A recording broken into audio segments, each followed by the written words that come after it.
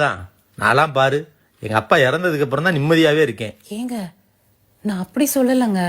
தம்பி எங்க இருக்க, யார் கூட இருக்க, எப்ப வருவ, இவ்வளோயாமா மிட் நைட்ல நான் ஃப்ரெண்ட்ஸோட சுத்தி லேட்டா வருவேன். இந்த மனுஷன் தூங்காம உட்காந்துருப்பாரு. போச்சுரா அன்னைக்கு 7:30 கூட்ட போறாருன்னு நினைச்சிட்டே வருவேன்.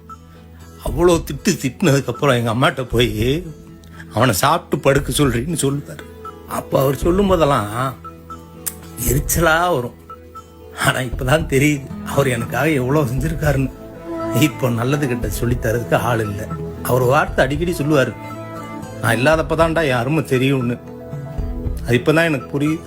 நீ சொன்னைய தொல்லைன்னு, அந்த தொல்லை இருக்கிற வரைக்கும் தான்ப்பா நம்ம சந்தோஷமா இருக்க முடியும். அந்த தொல்லை நம்மளை விட்டு போயிடுச்சுன்னா நம்ம சந்தோஷமும் போயிடும். காலம் முழுக்க என்னை சுமந்து காத்து நிற்கும் உனக்கில்லை நிகரே.